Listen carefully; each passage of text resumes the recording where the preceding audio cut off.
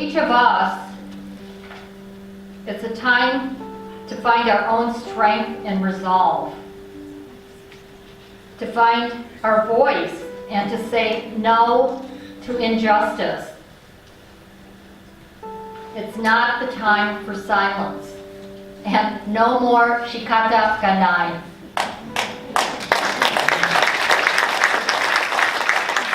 It's time to say no, no. On behalf of the California Museum, welcome. We're always honored to be the venue for this program, and never more so than this year as we commemorate the 75th anniversary of the signing of Executive Order 9066. It makes me hopeful for the future to know that students who experience the program better understand our Constitution and their rights and responsibilities as citizens. I know they walk away knowing the importance of standing up for the rights of others whenever they're challenged. You know, my mother always used the Daruma doll. And those of you who are Japanese may know about this doll. It's on a stand, so it can't be moved, but when you have this doll, it's weighted on the bottom. So if you tip it over, knock it over, it bounces back up. And the lesson of the Daruma doll is that you focus on a goal by filling in one eye. And then work towards that goal, never giving up, even though you may fail the first 7 or 8 times. But if you persevere, and through your commitment, you will reach that goal. Before you see Shigeo Yokote. He is epic. I think that he is very much a person who is sort of a landmark of many of the Nisei that we have known. It could be your fathers, mothers, uncles, grandparents, because he could be all of those. He just celebrated his 100th birthday in December.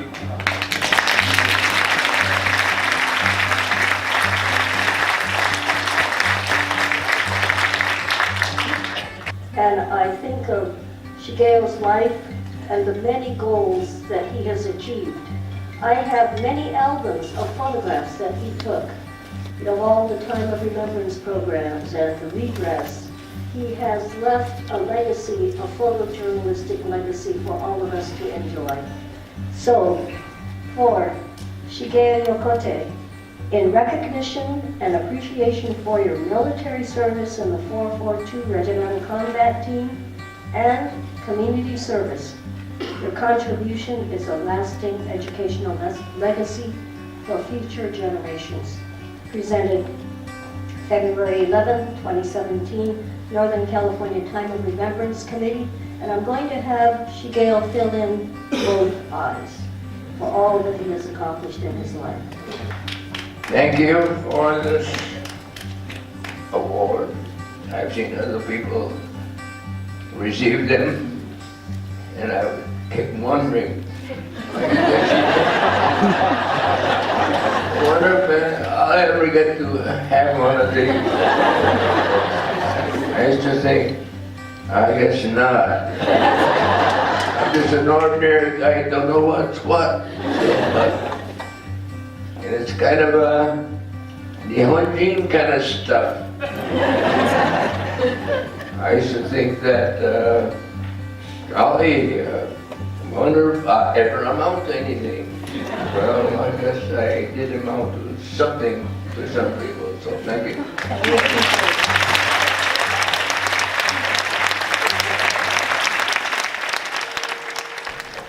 I just want to tell you a little bit about what it's like to be a staffer in the California legislature. And please remember that at the time that Priscilla and I worked there, there was nobody of Japanese American ancestry, let alone anybody of Asian or Pacific Islander descent, who was elected to either the Assembly or the Senate.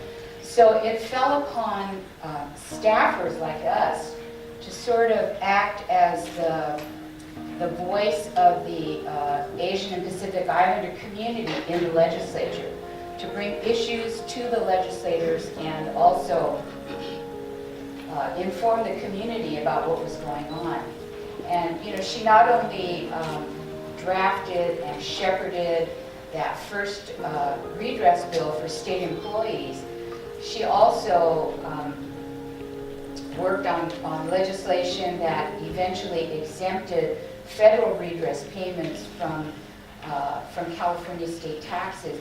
And because these laws were so forward-thinking and so progressive, they became the models for laws that were passed by other states.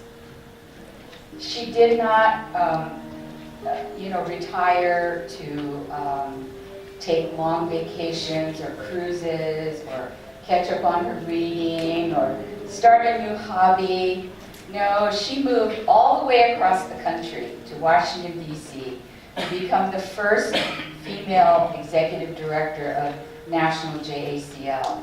And you saw all of the many things that she accomplished in that position and how she lent her leadership and her expertise on civil rights to many other organizations so that the JACL became a partner with other organizations in the furtherance of civil rights for everyone.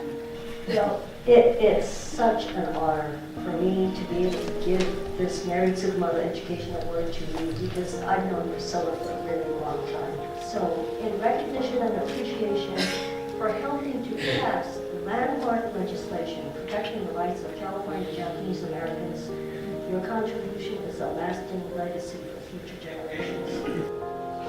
Thank you so much. You know, my daughter had asked me, she said when she got this word, congratulations, Shig, she said, do you have any pictures from Shig? She said, are you old enough to have pictures from Shig? And I said, yeah, I'm old enough to have pictures from Shig.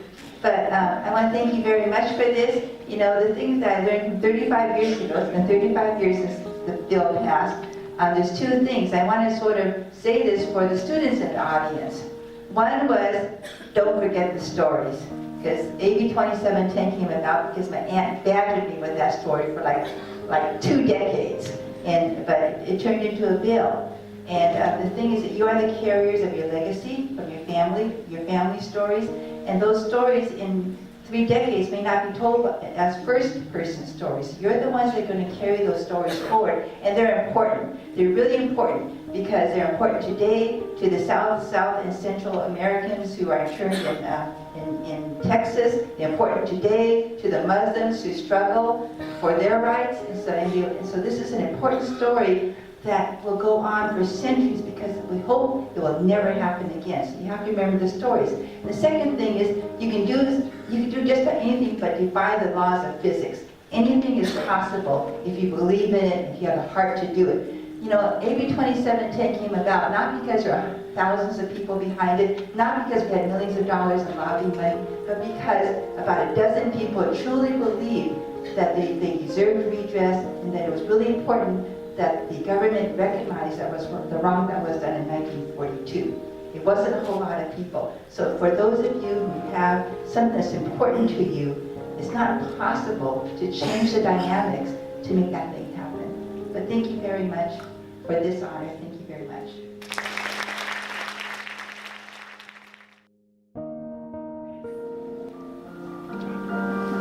Through this ceremony today, we recognize the stories and lessons from the 10 War Relocation Authority camps and the Department of Justice camps.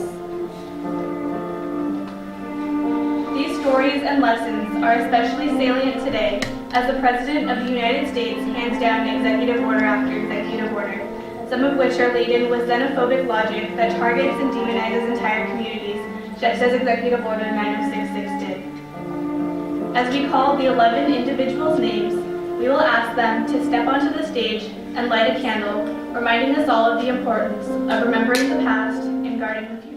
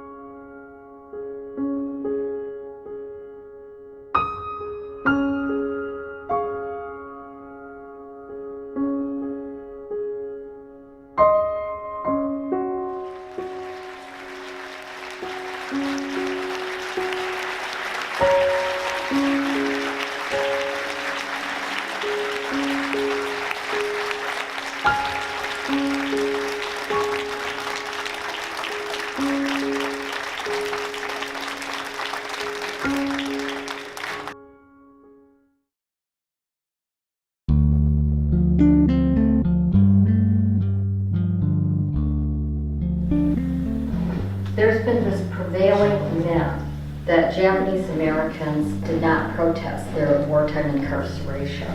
What we find with Tule Lake is that it totally destroys that mythology. We have to go out and assemble in the yard and attention with a machine gun pointed at us.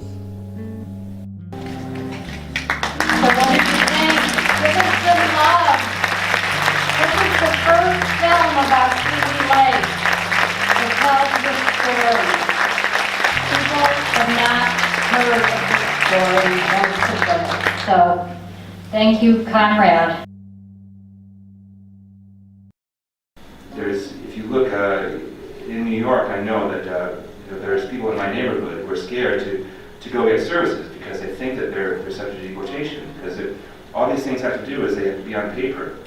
And as with certain regimes in the past, it's really the message that's sent out, that the climate of fear that's created, that it has a certain kind of power which transcends, whether certain things happen legally or not. So it just feels like every week there's a new thought I have about this story, and it's I try not to get depressed about it, but to be invigorated by it, and to be inspired by the way people are pushing back, and how they're getting actual information, actual real principles out there. And for all of you that are really young in the audience, imagine if the government came to your house and took your dad, one, who was born and raised in, Montana, and then asked him the question when he was loyal, and then took everything his family owned from him. My dad was not fortunate to get anything back after he was incarcerated, interned. When they left camp, he was left with nothing. Would you summarily say that the Tule Lake is the worst phase of all the Japanese internment experience? Can I take that? Well, I would say yes, and I am currently co-authoring a book with a national expert on the Japanese incarceration, Roger Daniels, and the title of our book, which is forthcoming, is titled America's Worst Concentration Camp. So, yes. It's in print. Yeah.